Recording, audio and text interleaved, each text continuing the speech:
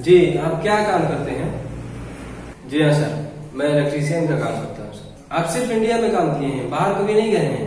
हाँ सर, मैं बाहर कभी काम नहीं किया, सिर्फ इंडिया में काम किया हूँ। इंडिया में अच्छा 4 साल काम किया हूँ सर, और बाहर जाना चाहता हूँ। ठीक है, अब बताइए कि करंट कितने तरह का होता है? जी सर, करंट जो होता है दो तरह का होता है, एसी करंट और डीसी करंट। अच्छा, ये जो एसी डीसी है, इसमें दो चार अंतर आप बताइएगा, क्या अंतर है दोनों में? हाँ सर, बिल्कुल बता सकता हूँ सर। ये जो एसी करंट होता है ना सर, इसको स्टेबलाइजर की मदद से या ट्रांसफार्मर की मदद से घटाया बढ़ाया जा सकता है, जबकि डीसी जो होता है इसको इतना आसानी से घटाया बढ़ाया नहीं जा सकता। एसी को बहुत ज्यादा वोल्टेज बढ़ा के और बहुत दूरी तक, हजारों किलोमीटर तक आदमी इसको भेज सकता है। डीसी को इतना दूरी तक नहीं भेजा जा सकता सर। एसी में जो है ये फ्रीक्वेंसी होता है, जैसे कि ये 50 हर्ट्ज इंडिया में लागू है, और इंडिया में 50 हर्ट्ज पे सब कुछ, सब डिवाइस काम करता है। सारा जो सप्लाई सिस्टम है वो सब 50 हर्ट्ज के लिए बना हुआ है। और डीसी में कोई सप्लाई या फ्रीक्वेंसी नहीं होता है, ये 0 फ्रीक्वेंसी पे काम करता है सर। ये जो जितने पावर प्लांट्स है, hydro power plants, thermal power plants, nuclear power plants, इन सब से जो बिजली उत्पन्न की जाती है सब सर एसी में, एसी सप्लाई ये सब बनाती है।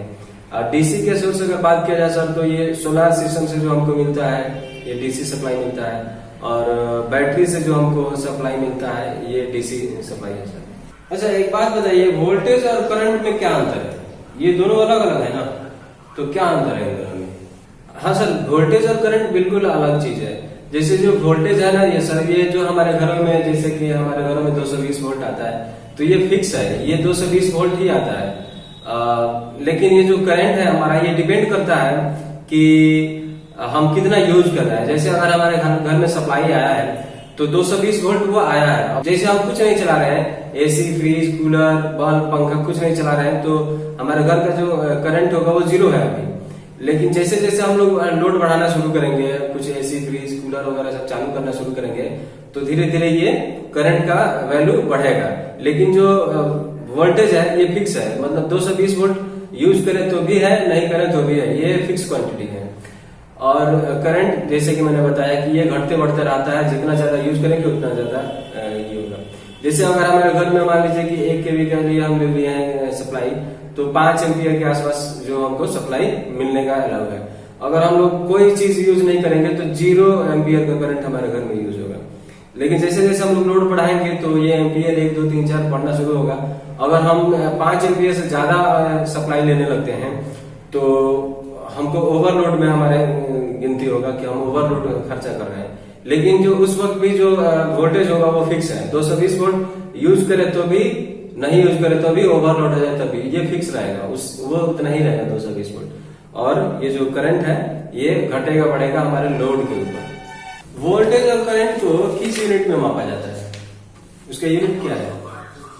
हाँ सर, जो वोल्टेज होता है ना, इसको वोल्ट में मापते हैं, वोल्ट मीटर से, और जो करंट है इसको एम्पियर में मापते हैं, एमीटर से। अच्छा, फ्यूज क्या होता है? फ्यूज क्या होता है? जी, ये जो फ्यूज होता है ना सर, ये एक सुरक्षा का डिवाइस है, जिसका यूज करके हम लोग अपने आप को सुरक्षित करते हैं इलेक्ट्रिसिटी से। हम अपने डिवाइस को सुरक्षित करते हैं, अपने आप को सुरक्षित करते हैं सर। अच्छा, ये जो फ्यूज है ये हमको, हमारे घर को कैसे सुरक्षित बनाता है? हमारे मशीनरी को कैसे ये सुरक्षा प्रदान करता है? जी सर, ये क्या होता है, एक्चुअली जब हमारे घर में सप्लाई आता है तो वो जो वायर आता है ना, उसको एक जो फेज आता है उसको काट के एक जगह से, उसको सीरीज में हम लोग फ्यूज को लगा देते हैं। जैसे एक वायर आया, उसको बीच से काट देंगे एक जगह से, सिर्फ फेज को, और एक छोर को, फ्यूज के एक छोर को इनपुट से, और वहां से दूसरे छोर से उसका आउटपुट ले लेंगे, और वो सप्लाई हमारे घरों में चला जाएगा। या फिर एसी, फ्रिज, जो भी चला रहे हैं हम, उसमें उसको सप्लाई दे देंगे। अब जैसे ही जो फ्यूज होता है सर, उसका रेटिंग फिक्स होता है। जैसे कोई 5 एम्पियर का है, 4 एम्पियर का है, 2 एम्पियर का है, तो उसका रेटिंग फिक्स है। उससे जैसे उससे ज्यादा करंट हम लोग, हमारा डिवाइस लेना शुरू करता है, तो फ्यूज जो है वो, उसका जो फ्यूज के अंदर जो वायर होता है वो गल जाता है, और हमारा जो सप्लाई होता है वो कट जाता है। ऐसे में अगर कुछ शॉर्ट सर्किट हो रहा हो या ओवरलोड हो गया है तो वो फ्यूज खराब हो जाता है सिर्फ, और हमारे घर को पूरा बचा लेता है। तो फ्यूज को हम लोग दोबारा रिप्लेस कर देते हैं, और फिर से हमारा घर का सब सप्लाई शुरू हो जाता है। फ्यूज कितने तरह का होता है, कुछ बता पाएंगे आप? एक री वायरेबल फ्यूज आता है, एक कार्टेज फ्यूज आता है, एक डी टाइप का फ्यूज अभी आता है, एक HRC फ्यूज आता है सर। ये 2-3-4 तरह का ये फ्यूज है सर। अच्छा, ये जो MCB है ये क्या है? जी सर, ये जो MCB है ये भी एक सुरक्षा डिवाइस है जिससे हमको अपने घर को सुरक्षित करते हैं। ये MCB का full form miniature circuit breaker होता है। तो फिर यही जो काम फ्यूज भी करता है, फिर ये महंगा MCB लाने की क्या जरूरत है? जी हाँ सर, फ्यूज और MCB दोनों का काम एक ही है। फ्यूज में प्रॉब्लम ये है कि जब भी वो एक बार ओवरलोड में या शॉर्ट सर्किट में वो जब फ्यूज जो गल जाएगा फिर उसको रिप्लेस करना पड़ता है, या फिर अगर रिवायरेबल है तो उसको वायर को दोबारा कनेक्ट करना पड़ता है। कभी कभी हम लोग देखते हैं घर में कोई नहीं रहता है या फिर कोई टेक्नीशियन नहीं है, लोग डरते हैं इसको रिप्लेस करने से, तो हमारा काम रुक जाता है घर पे। तो MCB है जो इजी है, इसको अगर ट्रिप करके आया, ओवरलोड के प्रॉब्लम आया है या शॉर्ट सर्किट का प्रॉब्लम आया है, ट्रिप करके आया, तो उसको दोबारा इजी एक स्विच की तरह से इसको दोबारा हम लोग स्टार्ट कर सकते हैं, रीस्टोर कर सकते हैं। फ्यूज में दोबारा उसको बदलना है, हो सकता है कि हम हैं भी घर पे और इसको हमारे पास वो फ्यूज अवेलेबल नहीं है जिसकी वजह से हमारा काम रुक जाएगा। और बहुत सारे इलेक्ट्रिशियन भाई क्या करते हैं कि जल्दीबाजी के चक्कर में फ्यूज के जगह पे वायर कनेक्ट कर देते हैं, जिससे वो तो वायर तो रेटेड करंट का नहीं होता है, तो उससे कभी कभी बहुत बड़ा एक्सीडेंट हो जाता है। तो ये उतना सुरक्षित नहीं है जितना MCB है, इसलिए आजकल मॉडर्न जमाने में जो है MCB का ज्यादा इस्तेमाल किया जा रहा है। अच्छा, फ्यूज में लोग बोलता है ये सिंगल पोल है, डबल पोल है, 3 पोल है, इसका क्या मतलब है? ये पोल का क्या मतलब होता है? जी सर, ये जो MCB का पोल का कंसेप्ट है, जो अगर सिंगल पोल का है, जैसे हम लोग को अगर एक पंखा चलाना है, एक बल्ब चलाना है, तो उसमें 2 वायर जाता है, एक फेज और एक न्यूट्रल। लेकिन हम लोग क्या करते हैं, अगर सिंगल पोल का MCB है ना, तो सिर्फ फेज को सीरीज में वो MCB को कनेक्ट कर देते हैं, और फिर सिर्फ फेज को जब हम लोग उसको ट्रिप कराते हैं, ऑफ करते हैं, तो सिर्फ फेज का सप्लाई कटता है, न्यूट्रल अभी भी कनेक्टेड रहता है डिवाइस से।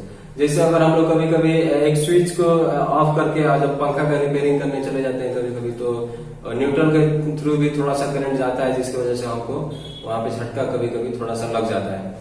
तो ये अगर हम लोग डबल पोल का वहां पे MCB यूज करेंगे तो फेज और न्यूट्रल दोनों में वो कनेक्ट रहेगा, और जब हम उसको ट्रिप कराएंगे तो फेज और न्यूट्रल दोनों को ट्रिप करा देगा। ऐसे में वो ज्यादा सुरक्षित हो जाएगा सर। तो पोल मतलब यही है कि जो एक वायर को डिस्कनेक्ट करे या कनेक्ट करे तो वो सिंगल पोल का है, जो 2 वायर को डिस्कनेक्ट कनेक्ट करता है तो वो डबल पोल का है, जो 3 वायर को कनेक्ट डिस्कनेक्ट करता है तो वो ट्रिपल पोल है या 3 पोल का है। यही सब पोल का यही निकलना। अच्छा, ये MCCB होता है, ये क्या होता है? जी सर, जो ये MCCB होता है ये MCB का ही बड़ा रूप है, जो ये थोड़ा इसका रेटिंग थोड़ा हाई होता है, 100 एम्पियर से ऊपर के लिए ये आता है। ये भी MCB की तरह से ही काम करता है। जब शॉर्ट सर्किट हो जाए हमारे घर में या फिर ओवरलोड का केस आता है तो ये ट्रिप का। ओके, अच्छा ये बताइए कि एक ELCB होता है, नाम सुने हैं आप? ELCB और RCCB, ये क्या है? हाँ सर, नाम से सुना हो सर। RCCB जो होता है ये रेसिडुअल करंट सर्किट ब्रेकर होता है, और ELCB जो है अर्थ लीकेज सर्किट ब्रेकर होता है। ये ज्यादा सुरक्षित है क्योंकि ये ओवरलोड को भी मापता है, अगर रेटिंग से ज्यादा ओवरलोड हो जाएगा तो भी ये ट्रिप कर जाएगा, अगर शॉर्ट सर्किट हो जाएगा तो भी ट्रिप कर जाएगा, अगर लीकेज करंट का प्रॉब्लम आएगा तो भी ये ट्रिप कर जाएगा। तो इस हिसाब से अगर हम लोग बात करें तो जी ये और एडवांस है, ये डिवाइस जो है और एडवांस है सेफ्टी के मामले में। सर अभी आप बोल रहे थे लीकेज करंट, ये लीकेज करंट क्या होता है? हाँ सर, जो लीकेज करंट होता है ना, जैसे कि हमारा कोई मोटर है तो मोटर में फेज से जो करंट आ रहा है वही करंट जो है न्यूट्रल से वापस आता है। ये जो जैसे कि ये सर जैसे हमारा सर एक मोटर है उसमें हम लोग सप्लाई दिया है, तो फेज से जो करंट आता है वही न्यूट्रल से वापस चला जाता है। तो अगर 5 एम्पियर का करंट आ रहा है तो वही 5 एम्पियर का करंट न्यूट्रल से वापस चला जाता है। लेकिन कभी कभी कुछ प्रॉब्लम की वजह से अगर वायर कहीं टच कर गया है कि या किसी और मामले से या फिर पानी का छींटा पड़ गया है वायर पे, तो क्या होता है सर, करंट की जितना करंट आता है उतना वापस नहीं जाता है। कुछ करंट जो है मोटर के बॉडी में चला जाता है और वो अर्थ हो जाता है। तो ऐसे में जितना करंट आता है उतना वापस नहीं जाता है। तो ये जो है ये इसी करंट को जो वापस नहीं जाता, जैसे कि 5 एम्पियर का करंट आ रहा है और 4.9 एम्पियर का करंट वापस जा रहा है, तो ये 0.1 एम्पियर का जो करंट है वो लीक कर जाता है, ये अर्थ में चला जाता है। या कभी कभी हम लोग को ही कभी कभी शॉर्ट लगता है, तो ऐसे में जितना करंट आ रहा है उतना वापस नहीं जाता है, कुछ करंट हमारे थ्रू अर्थ में चला जाता है। तो वो भी ये जो डिवाइस है ELCB RCCB ये इसको भी सेंस कर लेता है कि हाँ कुछ लीकेज हो रहा है करंट, अब इसको ट्रिप कर देना चाहिए। अच्छा, ये जो ELCB है या RCCB है ये ओवरलोड और शॉर्ट सर्किट करंट को तो माप लेता है कि ओवरलोड हो रहा है, ज्यादा करंट फ्लो हो रहा है तो इसको पढ़ लेता है। ये कैसे पढ़ लेता है कि इसमें लीकेज करंट कुछ आ गया इस सर्किट में, इसको ट्रिप करा देना चाहिए, ये कैसे वो सेंस करता है? कुछ आइडिया है आपके पास कि ये काम कैसे करता है?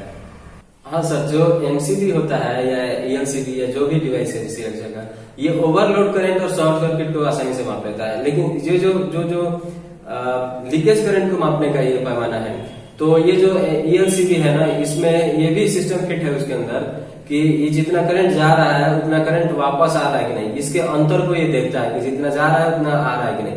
अगर 100 मिली एम्पियर से कम करंट का अगर लीकेज हो रहा है तो ये चलने देता है। अगर 100 मिली एम्पियर से अगर ज्यादा करंट लीक हो रहा है तो ये फिर ये ट्रिप कर जाता है। जैसे अगर हम भी टच कर रहे हैं, हम अगर मान लीजिए कि हम किसी कारण से हम वायर को पकड़ लिए या फिर हमको शॉर्ट लगने लगा, तो ऐसे में कुछ करंट हमारे थ्रू हमारे अंदर चला जाता है। अगर ये 0.1 एम्पियर से ज्यादा का करंट हमारे अंदर आएगा तो ये सेंस कर लेगा ELCB कि ये जो डिफरेंस है न्यूट्रल और फेज के बीच में जो करंट की डिफरेंस है ये 0.1 एम्पियर यानी कि 100 मिली एम्पियर से ज्यादा लीकेज है, तो अब इसको ट्रिप करा देना चाहिए और ये ट्रिप कर देता है। ये एडवांस टेक्नोलॉजी है, इसका बहुत फायदा है सर। देखिए, ये जो इंटरव्यू था ये स्क्रिप्टेड इंटरव्यू था। मैं जो पूछने वाला था इनको पता था कि ये क्या पूछने वाले हैं और ये अपना जवाब रेडी रखे थे। तो ये सिर्फ इसलिए किया गया ऐसे कि आपका टाइम पास ना हो, आपको जल्दी जल्दी कुछ सीखने को मिल जाए, और इसलिए इसको जल्दी जल्दी और पॉइंट टू पॉइंट बात किया गया है। हाँ, जैसे कि सर ने कहा कि ये एक स्क्रिप्टेड इंटरव्यू है, मतलब कि ये जो पूछना वाले थे मैं मुझको क्वेश्चन पहले से पता था कि ये क्या क्या करने वाले हैं, बस इन्होंने पूछता है और मैं बताते चला गया। तो इंटरव्यू ऐसे नहीं होता है कि हम फ्रेंकली इतना बोल रहे हैं, एक के बाद एक जवाब दे रहे हैं या हर बात का जवाब दे रहे हैं, ऐसे नहीं होता है। कुछ मिस भी करता है आदमी, कभी कभी तो लोग 50% तक मिस कर जाते हैं, वो अगला पूछ रहा है हम बता नहीं पा रहे। तो इससे घबराना नहीं है कि ये तो बहुत एडवांस जानता है या फिर ये इस तरह का इंटरव्यू दे रहा है, ऐसा इंटरव्यू नहीं होता है एक्चुअली। और लोग अटकते हैं बोलने में या फिर कुछ सवालों का जवाब ही नहीं दे पाते हैं। तो ये सब सिर्फ आपको इसलिए किया गया है यहाँ पे कि हमने कि आपका टाइम बच जाए और आपको कुछ सीखने को भी मिल जाए कि कैसे बोलना है, आपका बोलने का बिहेवियर क्या है, एक्टिंग कैसे करना है, ये आपको सिखाया जा रहा है इसमें कि आपको बोलना कैसे, घबराना नहीं है और बहुत ज्यादा आगे भी बढ़ चढ़ कर नहीं बोलना है, जितना पूछा जाए उसका जवाब देना है। और हमने यहाँ पे कुछ सिलेक्टेड क्वेश्चन भी लिया था। अगर इस तरह से हम लोग बात करें तो और भी बहुत सारे इंटरव्यू के लिए हम लोग वीडियो लाने वाले हैं, फीटर से रिलेटेड भी और इलेक्ट्रीशियन से रिलेटेड भी और AC टेक्नीशियन से रिलेटेड भी। तो आप लोग जुड़े रहिए और इसको आगे देखते रहिए। ये कभी भी आप मत सोचिए कि इतना अच्छा तो मैं नहीं बोल पाऊंगा इंटरव्यू में, मेरे जाने से कोई फायदा नहीं है या फिर मैं नर्वस हो जाता हूँ, ऐसा नहीं है। मैं भी इंटरव्यू देने जाऊंगा, जब रियल इंटरव्यू तो नहीं दे पाऊंगा, ऐसे बोल नहीं पाऊंगा। तो ये थोड़ा भी मत घबराइए, और घबराने से काम खराब हो जाता है। आप कभी भी इंटरव्यू देने जाइए तो ये निर्धारक रहिए कि आपकी जितना आता है उतना तो हम बोल पे करेंगे, जो नहीं आता है उसको हम कहाँ से बोल देंगे। जादू तो नहीं चलाएंगे ना कि जो नहीं जानते हैं वो भी जान जाएंगे ऐसे टाइम में। तो घबराने से काम और खराब होगा, जो आपको याद है वो भी भूल जाइएगा। तो इतना फिक्स रहिए कि अगला जो पूछेगा जितना आता है उतना तो आएगा ही, जो नहीं आता है वो कहाँ से अब आएगा। तो आप इंटरव्यू देने से मत डरिए, बिंदास इंटरव्यू दीजिए, कोई प्रॉब्लम नहीं है। गलतियां सबसे होता है, और 1-2-4 इंटरव्यू जब आप दीजिएगा तो मतलब कि आपको आदत हो जाएगा, आपको मतलब कि आप भिड़ सकते हैं क्लाइंट से कि आप गलत बोल रहे हैं, मैं सही बोल रहा हूँ। आपको एक्सपीरियंस हो जाएगा और आप में डर खत्म हो जाएगा। कोई भी चीज करने से ही होता है, आप कीजिए, अच्छा करेंगे आने वाले दिनों में। Best of luck.